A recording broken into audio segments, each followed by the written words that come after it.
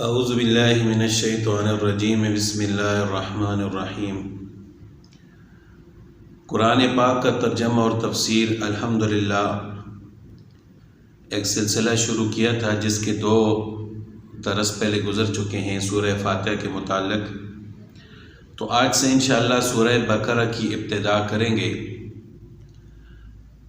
قرآن پاک کا ترجمہ اور تفسیر پڑھنے کے لیے ایک گزارش آپ حضرات سے یہ ہے کہ دل جمعی کے ساتھ، یکسوئی کے ساتھ مکمل درس سنیں، یعنی ہر صورت کا دوسری صورت کے ساتھ ربط ہوتا ہے، ہر آیت کا دوسری آیت کے ساتھ ربط ہوتا ہے۔ یہ چھوٹے چھوٹے کلپ 1 منٹ کے یا 2 منٹ کے، اس طرح انسان نہ ترجمہ سیکھ سکتا ہے نہ تفسیر سیکھ سکتا ہے۔ تو بے شک ایک ہی وقت میں نہ سنیں، جب بھی موقع ملے سنیں، لیکن جہاں تک سنیں پھر جب دوبارہ سنیں تو وہیں سے شروع کریں جہاں تک پہلے سنا تھا، تو اس طرح انشاءاللہ یہ ایک سلسلہ چلتا رہے گا۔ تو اللہ تعالیٰ سے دعا ہے کہ اللہ تعالیٰ ہمیں ثابت قدمی عطا فرمائے۔ تو آج انشاءاللہ سورہ بقرہ کی ابتدا کرتے ہیں۔ ہر سورت کے اندر کوئی ایسا واقعہ یا کوئی ایسا لفظ استعمال ہوا ہوتا ہے جس کی وجہ سے اس سورت کا نام رکھا جاتا ہے۔ تو اسی طرح سورہ بقرہ عربی میں گائے کو کہتے ہیں، تو گائے کا ایک واقعہ سورہ بقرہ میں گزرا ہے جس کی وجہ سے اس کا نام بھی سورہ بقرہ رکھ دیا گیا ہے۔ یہ قرآن پاک کی سب سے بڑی سورت ہے اور مدنی سورت ہے، یعنی آپ صلی اللہ علیہ وسلم کے ہجرت کرنے کے بعد یہ نازل ہوئی ہے، اگرچہ اس کی چند آیات مکہ میں بھی نازل ہوئی ہیں، لیکن زیادہ آیات اس سورت کی مدینہ میں نازل ہوئی ہیں، اس وجہ سے اس کو مدنی سورت کہا جاتا ہے۔ اور اس کے فضائل میں آپ صلی اللہ علیہ وسلم کا ارشاد ہے کہ سورہ بقرہ پڑھا کرو، یہ برکت ہے، اور سورہ بقرہ کی تلاوت چھوڑ دینا یہ بدنصیبی اور حسرت ہے، اور جو شخص سورہ بقرہ کی تلاوت چھوڑ دیتا ہے وہ دشمن پر غلبہ نہیں پا سکتا، اور یہاں دشمن سے مراد جادوگر ہے، یعنی جو شخص قرآن پاک سورہ بقرہ کی تلاوت کرتا رہتا ہے اللہ تعالیٰ اس کو جادو سے محفوظ فرماتے ہیں، جادوگر اس پر غلبہ نہیں پا سکتے، اور جو شخص سورہ بقرہ کی تلاوت چھوڑ دیتا ہے جادوگر اس پر آسانی سے غلبہ پا لیتے ہیں۔ اسی طرح ایک حدیث میں رسول اللہ صلی اللہ علیہ وسلم نے ارشاد فرمایا کہ جس گھر میں سورہ بقرہ کی تلاوت کی جاتی ہے اللہ تعالیٰ اس گھر سے شیطان کو بھگا دیتے ہیں، یعنی شیطان اس گھر سے بھاگ جاتا ہے۔ تو دیکھیں کہ جب اس گھر سے شیطان بھاگ گیا تو بہت ساری نحوستیں، بہت سارے گناہ اور اسی طرح جادو وغیرہ کا اثر، تو یہ تو اکثر طور پر شیطان کی وجہ سے ہی ہوتا ہے۔ تو جب شیطان اس گھر سے بھاگ جاتا ہے تو انشاءاللہ اس گھر پر کوئی بھی ایسا غلط اثر جادو وغیرہ کا اور اس کے اندر کوئی اس قسم کی نحوست بھی انشاءاللہ نہیں ہوگی۔ تو کثرت سے سورہ بقرہ کی تلاوت گھر میں کرنی چاہیے، اس سے گھر میں برکت پیدا ہوتی ہے۔ تو سورہ بقرہ کی ابتدا میں حروف مقطعات ہیں، الف لام میم۔ ان کو حروف مقطعات اس وجہ سے کہتے ہیں کہ ان کو الگ الگ کر کے پڑھا جاتا ہے، یعنی الف الگ، لام الگ، میم الگ، ان کو عالم نہیں پڑھا جاتا۔ اور اس طرح کے دوسرے حروف مقطعات بھی قرآن پاک میں استعمال ہوئے ہیں، حامیم، الف لام را، الف لام میم را، طاسین، یاسین، صاد، اس طرح کے دوسرے حروف مقطعات بھی قرآن پاک میں استعمال ہوئے ہیں۔ ان کا ترجمہ کسی بھی زبان میں کسی کو بھی نہیں پتہ، چاہے ہم اس کا اردو میں ترجمہ کریں تو پھر بھی الف لام میم ہوگا، انگلش میں ترجمہ کریں تو پھر بھی الف لام میم، عربی میں ترجمہ کریں تو پھر بھی الف لام میم۔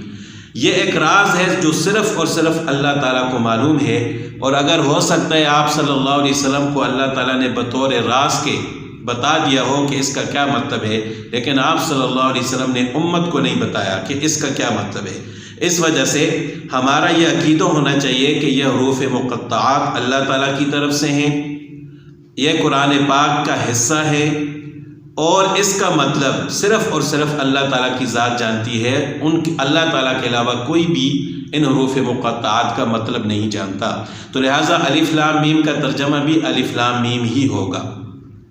ذالک الکتاب لا ریب فیہ، ذالک الکتاب یہ کتاب دس از دا بک لا ریب فیہ دیر از نو ڈاؤٹ اباؤٹ ہم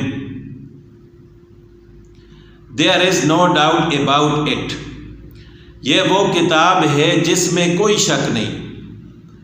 ہدی للمتقین a guidance for the God fearing, یہ ان لوگوں کے لیے ہدایت ہے جو اللہ تعالیٰ سے ڈرنے والے ہیں، تقوی اختیار کرنے والے ہیں. یہ کتاب ان لوگوں کے لیے ہدایت ہے. اب ہدایت تو پوری انسانیت کے لیے ہے، یہ کتاب پوری انسانیت کی ہدایت کے لیے آئی ہے. متقین کی ہدایت کے لیے ہونے کا مطلب یہ ہے کہ یعنی فائدہ متقین کو ہی ہوتا ہے، جو اللہ تعالیٰ سے ڈرنے والے ہیں، اس کتاب کو پڑھتے ہیں، اس کو سمجھتے ہیں، اور جو احکامات اللہ تعالیٰ نے اس کتاب میں نازل فرمائے ہیں ان کو پڑھیں گے تو تب ہی وہ ہدایت کے راستے پر چلیں گے. تو جو لوگ اللہ تعالیٰ سے ڈرتے نہیں ہیں، قرآن پاک کو مانتے نہیں ہیں، یا مانتے ہیں لیکن پڑھتے نہیں ہیں، سمجھتے نہیں ہیں، تو یہ کتاب ان کو سیدھا راستہ کیسے دکھائے گی؟ وہ ہدایت کے راستے پر کیسے چلیں گے؟ تو جن لوگوں کے دلوں میں اللہ کا ڈر ہوتا ہے، تقوی اختیار کرنے والے ہوتے ہیں، یہ کتاب ان کو سیدھا راستہ دکھاتی ہے. اب وہ کون لوگ ہیں کہ جو متقین ہیں، جو تقویدار ہیں، اللہ تعالیٰ سے ڈرنے والے ہیں؟ آگے اللہ تعالیٰ نے ان کی صفات بیان فرمائی ہیں. سب سے پہلی صفت الذین یؤمنون بالغیب، وہ لوگ جو غیب پر ایمان لانے والے ہیں. who believe in the unseen، بغیر دیکھے، یعنی جتنی بھی چیزیں ہیں اللہ تعالیٰ نے، رسول اللہ صلی اللہ علیہ وسلم نے بیان فرمائی ہیں، ہم ان پر بغیر دیکھے ایمان لانے والے ہیں. آخرت پر ہم بغیر دیکھے ایمان لانے والے ہیں. اسی طرح جہنم پر، جنت پر، قیامت کے دن دوبارہ زندہ ہونے پر. اسی طرح اور بہت ساری چیزیں ہیں کہ جن کو ہم نے دیکھا نہیں ہے لیکن پھر بھی ہم ان پر ایمان لانے والے ہیں. اور اگر ہم آنکھوں سے دیکھ لیں تو اس کو تو مشاہدہ کہا جاتا ہے، اس کو ایمان نہیں کہا جاتا. تو اسی طرح پہلے انبیاء علیہ الصلوۃ والسلام گزرے، ہم نے صرف ان کے بارے میں سنا ہے، اور رسول اللہ صلی اللہ علیہ وسلم کی زبان مبارک پر ہم نے اعتماد اور یقین کیا ہے، یعنی بغیر دیکھے ہم ان پر ایمان لانے والے ہیں. تو متقین کی پہلی صفت یہ ہے کہ الذین یؤمنون بالغیب، کہ وہ غیب پر ایمان لانے والے ہیں. وَيُقِيمُونَ الصَّلَاةَ، اور نماز قائم کرنے والے ہیں. اینڈ اسٹیبلش پریئر، نماز قائم کرنے والے ہیں. یہاں پر اللہ تعالیٰ نے یہ فرمایا کہ نماز قائم کرتے ہیں، یہ نہیں فرمایا کہ نماز ادا کرتے ہیں. قائم کرنے کا مطلب یہ ہے کہ یعنی جس طرح اللہ تعالیٰ کو حکم ہے اور رسول اللہ صلی اللہ علیہ وسلم کا طریقہ ہے، اس طریقے پر وہ نماز ادا کرتے ہیں. واجبات، فرائض، سنتوں کا خیال رکھ کر اور وقت پر نماز ادا کرتے ہیں. مرد حضرات جماعت کے ساتھ پڑھتے ہیں. یہ نہیں ہے کہ کبھی پڑھ لی کبھی نہ پڑھی، کبھی جلدی پڑھ لی کبھی دیر سے پڑھ لی، اور جب پڑھیں تو پھر ایسے طریقے سے کہ جو رسول اللہ صلی اللہ علیہ وسلم کا طریقہ نہیں ہے. تو اس کو نماز قائم کرنا نہیں کہتے. نماز قائم کرنے کا مطلب یہ ہے کہ نماز کا حق ادا کرتے ہیں. تو پہلی صفت متقین کی کہ وہ غیب پر ایمان لانے والے ہیں. دوسری صفت کہ وہ نماز قائم کرتے ہیں.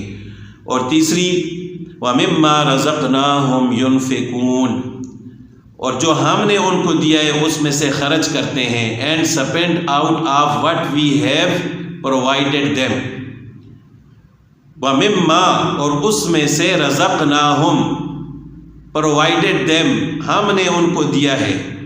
وی ہیو پرووائڈیڈ دیم، جو ہم نے ان کو دیا ہے.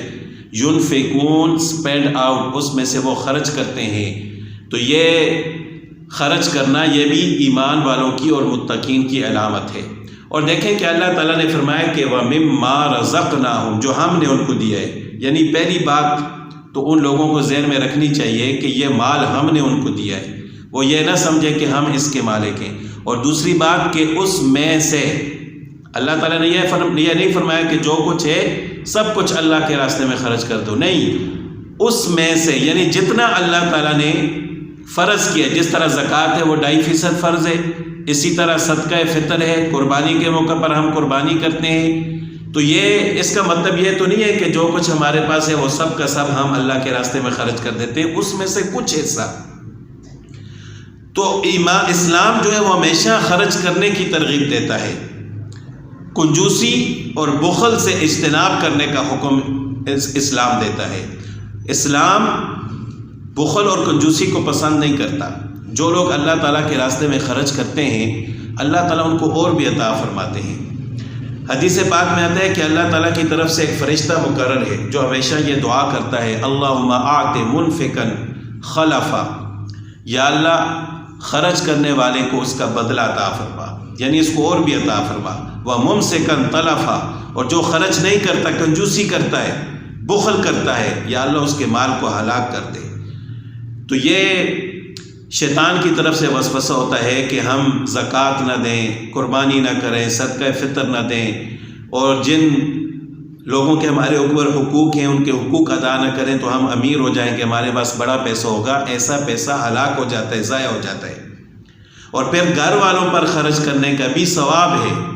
بعض لوگ دوسرے لوگوں پر خرچ کرتے ہیں، دوستوں پر خرچ کرتے ہیں، لیکن جو ان کے ماتحت ہوتے ہیں، ان کے گھر والے ہوتے ہیں، ان پر خرچ نہیں کرتے۔ حالانکہ انسان اگر گھر والوں پر خرچ کرتے وقت بھی ثواب کی نیت کرے تو اس پر بھی اللہ تعالیٰ جو ثواب عطا فرماتے ہیں۔ حدیث میں آتا ہے کہ 1 دینار وہ ہے جو انسان اللہ کے راستے میں خرچ کرتا ہے، یعنی جہاد وغیرہ میں، اور 1 دینار وہ ہے جو وہ کسی غلام کو آزاد کرنے میں خرچ کرتا ہے، اور 1 دینار وہ ہے کہ وہ کسی غریب پر صدقہ کرتا ہے، اور 1 دینار وہ ہے جو وہ اپنے گھر والوں پر خرچ کرتے ہیں۔ تو یہ 4 دینار ہو گئے۔ ان 4 دیناروں میں سے سب سے افضل دینار جس کا بہت زیادہ ثواب ہے وہ دینار ہے جس کو وہ اپنے گھر والوں پر خرچ کرتا ہے۔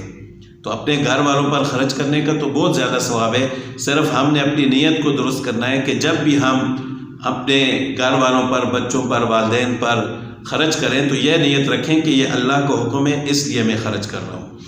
تو پہلی صفت متقین کی کہ وہ غیب پر ایمان لاتے ہیں، نماز قائم کرتے ہیں، اور جو ہم نے ان کو مال دیا ہے اس میں سے وہ خرچ کرتے ہیں۔ اس کے بعد چوتھی صفت کہ والذین یؤمنون بما انزل الیک and who believe in what has been revealed to you، یعنی جو ہم نے آپ کو دیا، آپ کی طرف بھیجا ہے، اس پر ایمان لانے والے ہیں۔ and revealed before you، اور جو آپ سے پہلے لوگوں پر، وما انزل من قبلک، آپ سے پہلے انبیاء علیہ السلام پر جو کتابیں نازل ہوئی ہیں اس پر بھی ایمان لانے والے ہیں۔ تو ترجمہ تو آیت کا یہ ہے کہ یعنی قرآن پاک پر بھی ایمان لانے والے ہیں اور پہلی آسمانی کتابوں پر بھی ایمان لانے والے ہیں۔ اب یہاں پر 2 باتیں ہیں جن کو سمجھنا ضروری ہے کہ انسان اس وقت تک کامل ایمان والا نہیں بن سکتا جب تک پہلی کتابوں پر بھی ایمان نہ لائے، لیکن ایمان لانے کے ساتھ ساتھ یہ عقیدہ ہونا چاہیے کہ اب وہ کتابیں منسوخ ہو چکی ہیں قرآن پاک کے آنے کی وجہ سے، لیکن وہ کتابیں حق تھیں، اللہ تعالیٰ کی طرف سے تھیں، آسمانی کتابیں تھیں، اللہ تعالیٰ نے اپنے مقرب بندوں انبیاء علیہ السلام پر ان کو نازل فرمایا ہے، لہٰذا ان کی بے ادبی کرنا کفر ہے۔ دوسری بات کہ اللہ تعالیٰ نے فرمایا کہ جو آپ کی طرف نازل کیا گیا اور آپ سے پہلے لوگوں کی طرف نازل کیا گیا، یہ نہیں کہا کہ جو آپ کے بعد بھی نازل ہوگا۔ اس کا مطلب یہ ہے کہ نبوت کا سلسلہ رسول اللہ صلی اللہ علیہ وسلم پر ختم ہو چکا ہے۔ اگر رسول اللہ صلی اللہ علیہ وسلم کے بعد بھی کسی نبی نے آنا ہوتا تو اللہ تعالیٰ یہ فرماتے کہ آپ کے بعد جو کتاب نازل ہوگی اس پر بھی ایمان لانے والے، جبکہ اللہ تعالیٰ نے یہ نہیں فرمایا، آپ سے پہلے اور آپ پر، بس یہاں پر سلسلہ ختم ہو چکا ہے۔ لہٰذا اس کے بعد اگر نعوذ باللہ کوئی نبوت کا دعویٰ کرتا ہے یا کوئی آسمانی کتاب کا دعویٰ کرتا ہے تو وہ جھوٹا ہے، دجال ہے اور کافر ہے۔ تو لہٰذا آپ صلی اللہ علیہ وسلم کے بعد نہ کوئی نبی آنے والا ہے، نہ کوئی نئی کتاب آئے گی۔ وَبِالْآخِرَةِ هُمْ يُوقِنُونَ and they have faith in the hereafter، کہ وہ آخرت پر ایمان لانے والے ہیں۔ یہ بھی اہم عقیدہ اور ایمان والوں کی علامت ہے کہ آخرت پر ایمان لانا، کہ ایک دن ہم نے اللہ تعالیٰ کے سامنے حاضر ہونا ہے، ہمارے اور اچھے اور برے اعمال کا ہمیں بدلہ دیا جائے گا۔ پھر جو نیک لوگ ہوں گے، اللہ تعالیٰ کے فرمانبردار ہوں گے، اللہ تعالیٰ ان کو جنت میں جگہ عطا فرمائیں گے، اور جو نافرمان ہوں گے ان کو جہنم میں جگہ ملے گی۔ اس عقیدے پر بھی ہمارا ایمان ضروری ہے۔ وَبِالْآخِرَةِ هُمْ يُوقِنُونَ۔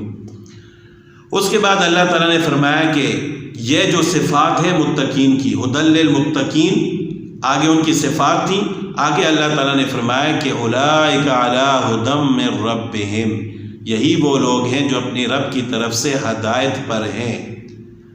It is they who are truly guided by their Lord، کہ اپنے رب کی طرف سے حقیقی ہدایت پر یہی لوگ ہیں۔ وَأُولَئِكَ هُمُ الْمُفْلِحُونَ and it is they who will be successful، یہی لوگ کامیاب ہونے والے، یہی کامیابی حاصل کرنے والے ہیں۔ تو یہ صفات جو لوگ اپنے اندر اپنا لیں گے کہ غیب پر ایمان لائیں گے، نماز قائم کریں گے، اللہ کے راستے میں خرچ کریں گے، قرآن پاک پر ایمان لائیں گے، پہلی آسمانی کتابوں پر، آخرت پر یقین رکھیں گے، تو یقیناً یہی لوگ متقین ہیں، اللہ تعالیٰ کی طرف سے ہدایت پر ہیں، اور یہی لوگ حقیقی کامیابی حاصل کرنے والے ہیں۔ تو آج یہ سورہ بقرہ کی ابتدائی 5 آیات تھیں، ان کا ترجمہ اور تفسیر الحمدللہ گزر چکی۔ انشاءاللہ آئندہ 6 آیات سے لے کر پھر آگے جہاں تک بھی ہو سکا انشاءاللہ اس سلسلے کو جاری رکھیں گے۔ اللہ تعالی ہماری مدد فرمائے اور اس پر عمل کرنے کی توفیق عطا فرمائے۔